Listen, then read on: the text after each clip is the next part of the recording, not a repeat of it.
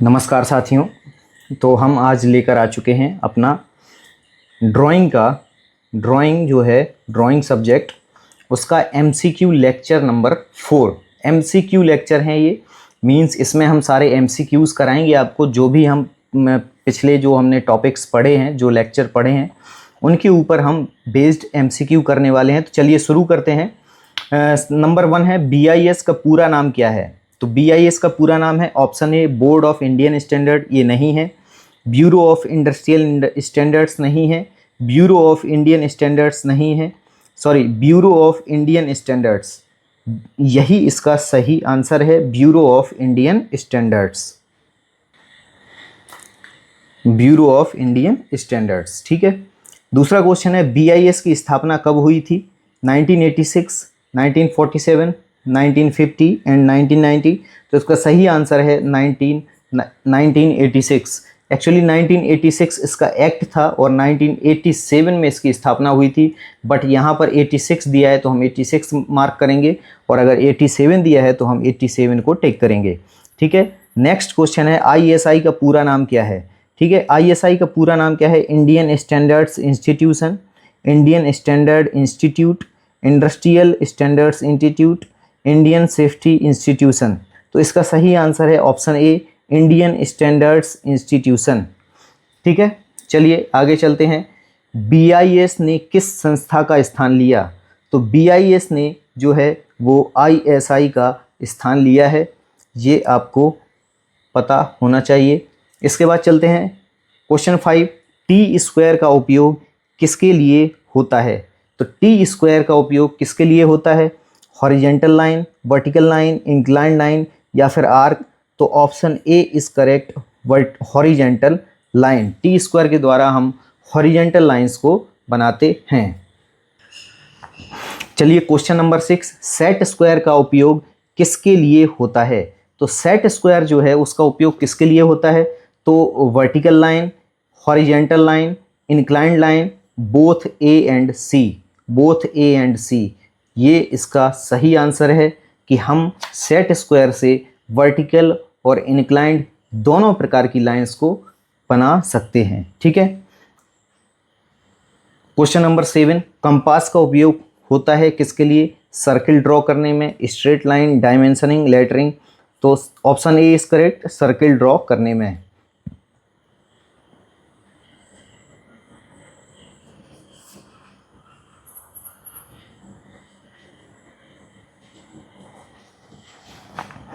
Divider का use होता है, डिवाइडर का यूज क्या होता है। सर्किल में, आर्क में, इरेजिंग में, डिस्टेंस ट्रांसफर।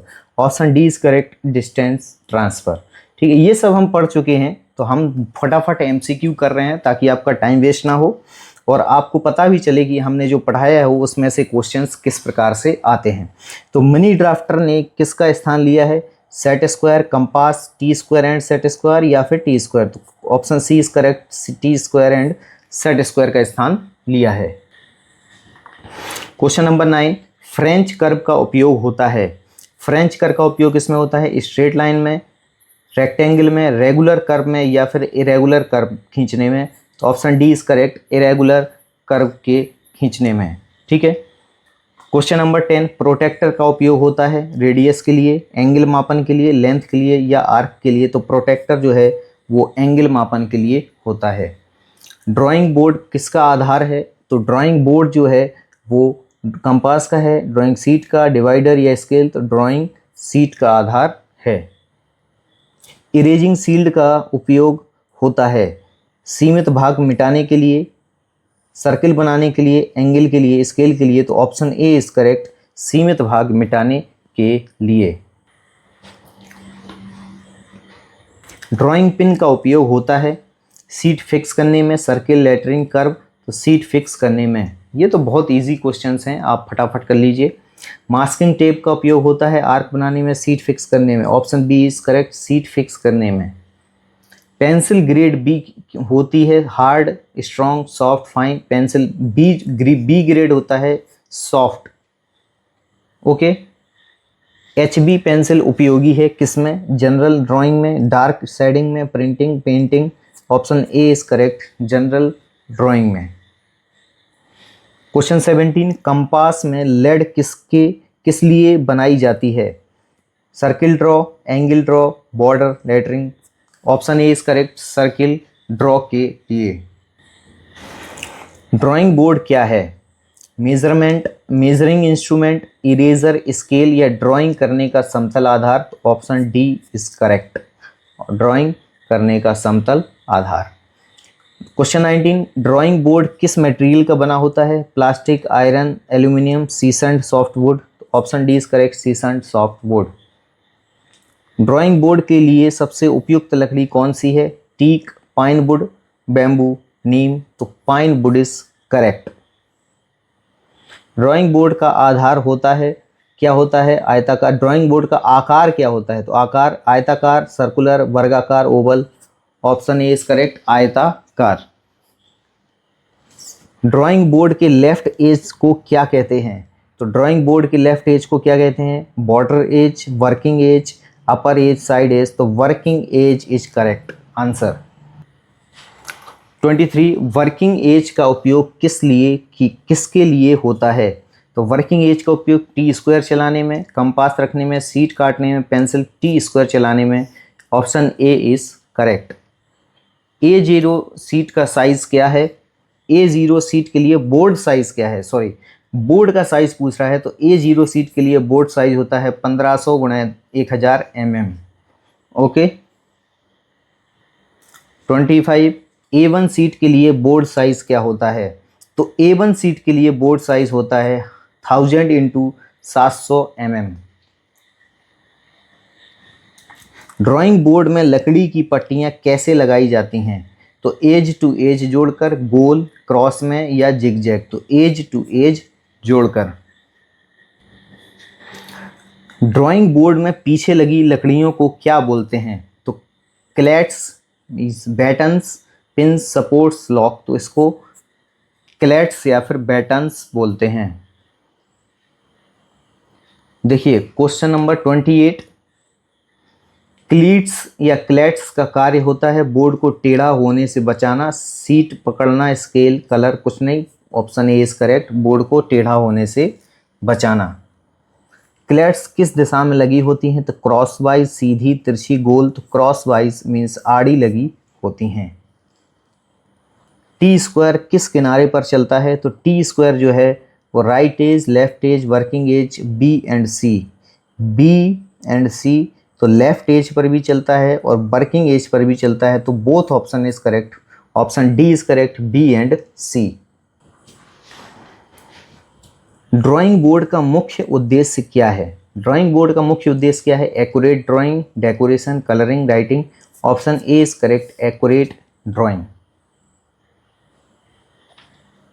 ड्राइंग बोर्ड का रंग कैसा होता है? लाल, काला, ब्लैक या लाइट ब्राउन। तो लाइट ब्राउन जो है वो ड्राइंग बोर्ड का कलर होता है। वर्किंग एज किस ओर होता है? तो वर्किंग एज जो है वो बॉटम, टॉप, लेफ्ट या राइट। तो लेफ्ट में वर्किंग एज होता है।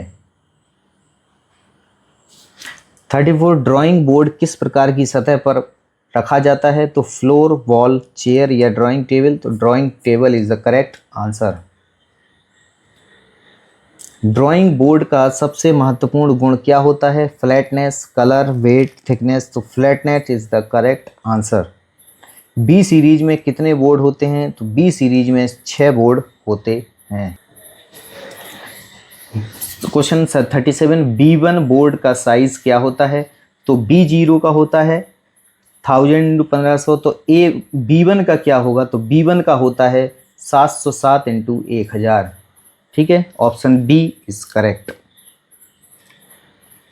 BIS के अनुसार B1 ड्राइंग बोर्ड का साइज क्या होता है? तो B1 ड्राइंग बोर्ड का size, option B is correct, 1000 × 700 × 25। Option B is correct. 39, T square का मुख्य कार्य है। टी स्क्वायर का क्या कार्य है? सर्किल बनाना नहीं, वर्टिकल लाइन बनाना बिल्कुल नहीं, horizontal line and set square को गाइड करना बिल्कुल सही। Option C is correct. T square किन 2 भागों से मिलकर बना होता है? तो needle leg, scale divider, blade head और कंपास पेंसिल। तो blade and head is the correct answer T square जो है वो ब्लेड और हेड से बना होता है। टी स्क्वायर का लंबा भाग कहलाता है, क्या कहलाता है? Stock, head, blade, edge. तो लंबा भाग जो है वो ब्लेड कहलाता है। टी स्क्वायर का छोटा भाग क्या कहलाता है? तो टी स्क्वायर का छोटा भाग जो है वो ब्लेड, हेड कहलाता है, जिसको स्टोक भी बोलते हैं। टी स्क्वायर किस प्रकार की रेखाएं, टी स्क्वायर से किस प्रकार की रेखाएं खींची जाती हैं? तो टी स्क्वायर से हॉरिजेंटल रेखाएं खींची जाती हैं। वर्टिकल लाइन खींचने के लिए टी स्क्वायर के साथ क्या प्रयोग किया जाता है? तो वर्टिकल लाइन खींचने के लिए टी स्क्वायर के साथ जो है वो सेट स्क्वायर का प्रयोग किया जाता है। Option C is correct. T square कौन सी रेखाएं नहीं खींच सकता? तो टी स्क्वायर हॉरिजेंटल खींच सकता है, बॉर्डर लाइन भी खींच सकता है, वर्टिकल नहीं खींच सकता है, पैरेलल हॉरिजेंटल भी खींच सकता है। तो option C is correct, vertical lines को नहीं खींच सकता है। क्वेश्चन नंबर 46, टी स्क्वायर का ब्लेड सामान्यतः किस पदार्थ का बना होता है? तो टी स्क्वायर का blade plastic, wood, acrylic, all of the above. All of the above is the correct answer, किसी का भी बना हो सकता है। 47, टी स्क्वायर का हेड हमेशा किस किनारे से सटा होता है? तो टी स्क्वायर का हेड जो है वो हमेशा लेफ्ट एज से सटा होता है। लेफ्ट एज किसका? तो लेफ्ट एज ड्राइंग बोर्ड का। ठीक है। 48, टी स्क्वायर का मुख्य लाभ क्या होता है? सर्किल बनाना नहीं, पैरेलल हॉरिजेंटल लाइंस खींचना। बिल्कुल सही, option B is correct, parallel horizontal line खींचना। टी स्क्वायर का ब्लेड किस दिशा में चलता है? तो टी स्क्वायर का जो ब्लेड है वो ऊपर नीचे चलता है, या फिर दाएं बाएं चलता है, या तिरछा चलता है, या गोल चलता है? तो बताइए आप लोग, टी स्क्वायर का जो ब्लेड है वो किस प्रकार से चलता है? तो ऊपर नीचे या फिर दाएं बाएं? बताइए आप लोग, ये क्वेश्चन हम आपके ऊपर छोड़ते हैं। क्वेश्चन नंबर 49 का आंसर दीजिएगा आप लोग। टी स्क्वायर से कौन सा पदार्थ कार्य नहीं, टी स्क्वायर से कौन सा कार्य नहीं किया जाता है? तो बॉर्डर बनाना होता है, हॉरिजेंटल लाइन खींचना ये भी होता है, सेट स्क्वायर को सपोर्ट करना ये भी होता है, सर्किल बनाना, जी हाँ, सर्किल नहीं बना सकते उससे। तो option D is correct answer. तो साथियों, यहाँ पर हमारे 50 क्वेश्चंस जो है वो ख़त्म होते हैं, और इस सीरीज़ का पार्ट 2 भी आएगा। तो उसमें हम सारे जितने भी ड्राइंग इंस्ट्रूमेंट्स हैं उसके सारे क्वेश्चंस करेंगे, चाहे 100 क्वेश्चन हो, चाहे 150 क्वेश्चन हो। नेक्स्ट पार्ट जो आएगा वो उसमें पूरा हम जो है वो ड्राइंग इंस्ट्रूमेंट्स को पूरा कवर करेंगे। तो आपको वीडियो अच्छा लगे तो प्लीज़ चैनल को सब्सक्राइब जरूर करें, वीडियो को लाइक और शेयर करें।